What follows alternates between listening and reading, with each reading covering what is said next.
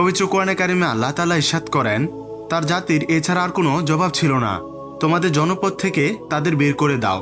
নিশ্চয়ই তারা এমন লোক যারা খুব পবিত্র থাকতে চায়। যুগ যুগ ধরে চলে আসা সমাজের বাস্তবতা এমনটাই। যখন ভালো মানুষদের বিতর্কিত করার মতো কিছু খুঁজে পায় না, তখন ভালো গুণটার অজুহাতেই তাদের সমাজচ্যুত করার পরিকল্পনা করা হয়। লূত আলাইহিসসালামের দোষ ছিল একটাই, কেন তিনি নিজেকে ও নিজের অনুসারীদেরকে সমকামিতা থেকে পবিত্র রাখেন।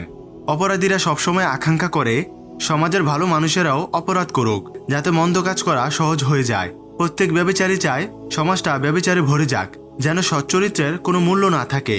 প্রত্যেক চোর চায় সমাজ চুরিতে ভরে যাক, যেন আমানতের কোনো মূল্য না থাকে। প্রত্যেক ঘুষখোর চায় সমাজে ঘুষের সয়লাভ হোক, যাতে হালালের কোনো মূল্য না থাকে।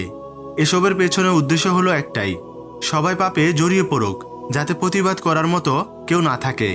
সমাজের পবিত্র ও ভালো মানুষেরাই কেবল তাদের দুশ্মন, কারণ তাদের কারণেই অসৎ লোকেরা নিজেদের ঘৃণিত কর্মকাণ্ড সর্বক্ষেত্রে বাস্তবায়ন করার সুযোগ পায় না। এই অসৎ লোকেরা পর্দাশীল নারীদের বিরুদ্ধে অভিযোগ করে বলে অসামাজিক, সৎ চাকরিজীবীর বিরুদ্ধে অভিযোগ করে বলে একগুঁয়ে, সত্যবাদীর ব্যাপারে অভিযোগ অতি পণ্ডিত, সচ্চরিত্রের ব্যাপারে অভিযোগ ভীতু। সবশেষে বলবো, নিজেকে আল্লাহ রাস্তায় অবিচল রাখো। সমাজ তোমার পক্ষে বলুক কিংবা বিপক্ষে, তার কোনো পরোয়া না করে।